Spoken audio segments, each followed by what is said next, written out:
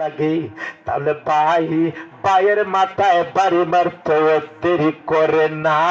ভাইয়ের হাতে ভাই কোন এমন খবর আমরার দেশের প্রিন্ট মিডিয়ায় হইছে না। বোন ভাইকে ভালোবাসে স্বার্থের কারণে, ভাই বোনকে ভালোবাসে স্বার্থের কারণে। যদি বোন বাবার সম্পত্তি ভাইয়ের কাছে চায়, তাহলে দেখবেন স্বার্থের আঘাত লাগলে ওই ভাইও বোনের উপরে হাত তুলতে দেরি করে না। এমনকি ওরে মুসলমান যুবক, যে বিবিকে তুমি না দেখলে তোমার ঘুমোদের না, ওই বিবিও স্বামীকে ভালোবাসে স্বার্থের কারণে। জোরে বলুন ঠিক না বেঠিক? স্বামী থাকে লন্ডন, দেশে অ্যাকাউন্ট খুলছে ডাচ বাংলায় জরিনার নামে, তার বিবির নাম জরিনা। এমন বোকা স্বামী দেশও আছে না নাই? স্বামীর মোবাইলে রোমান্টিক কথা শুনে, বিবির কথা শুনে স্বামী পাগল হয়ে যায়। আগামী মাসে 2 লাখ টাকা পাঠাইও বিবির অ্যাকাউন্টে স্বামীর টাকা পাঠায়। এইদিকে স্বামী অ্যাকাউন্টে টাকা পাঠায়, আর বিবি স্বামীর অ্যাকাউন্ট থেকে টাকা তুলে বাবার বাড়িতে বিল্ডিং বানায়। জোরে হন ঠিক না বেঠিক? স্বামীর টাকা দিয়ে ছোট বাইরে সৌদি কান্ট্রি পাঠায়। 5 বছর পর যখন স্বামী টাকার হিসাব লয়, বিবি বলেন, কে বলছে তুমি আমার অ্যাকাউন্টে টাকা দিছো? তুমি তো আমারে কোনো টাকা দেওই নাই।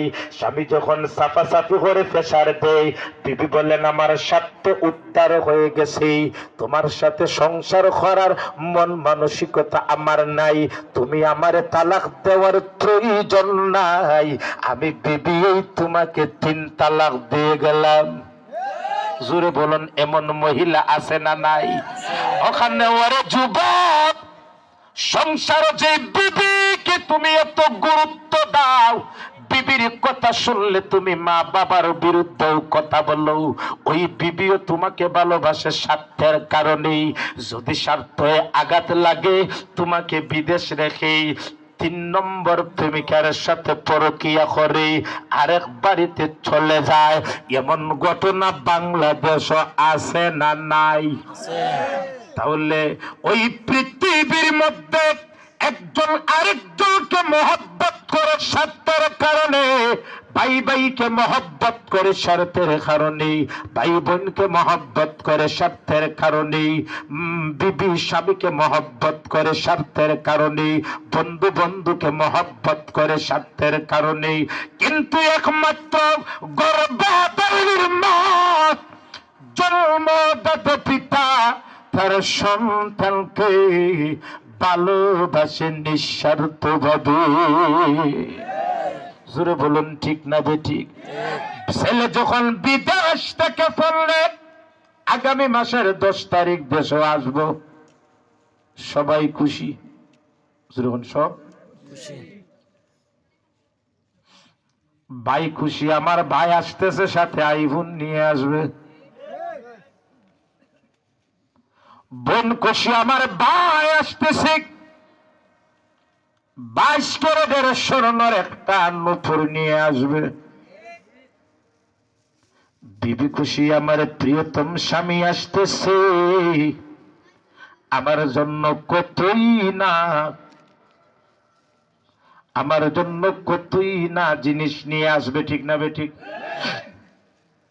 কিন্তু একমাত্র মা, গর্ভধারিণীর মা, সন্তান আসার পরে খুশি হয়, আমি আমার সন্তানের মুখটা দেখবো আর আমার মান নয়নটা ভরে যাবে, ও কারণে মা খুশি হয়। সন্তান আসার পরে ভাই ভাইয়ের বেগের দিকে তাকায়, আইফোন আসলো নি, বোন বেগের দিকে তাকায়, আমার নুপুরটা আসলো নি, বিবি লাকিজের দিকে তাকায়, আমার জিনিসপত্র আসলো নি। একমাত্র গর্ভধারিণীর মা সন্তানের চেহারার দিকে তাকায় আর মনে মনে কল্পনা করি, না জানি আমার আদরের সন্তানটা বিদেশের জমিনে কতই না কষ্ট করেছি, চেহারাটা দুর্বল হয়ে গেছে, মলিন হয়ে গেছে। এই কথা বললে বলা মা ছাড়া পৃথিবীর মধ্যে আর কেউ নাই। সুতরাং যেই মা তোমাকে নিঃস্বার্থ ভালোবাসে, ওই মার খেদমত করা দরকার আছে না নাই? ও কারণে আল্লাহর নবী ফরমান, যেই নেককার সন্তান মার দিকে মায়ার নজর তাকায়, আল্লাহর রহমত তার উপর নাজিল হয়।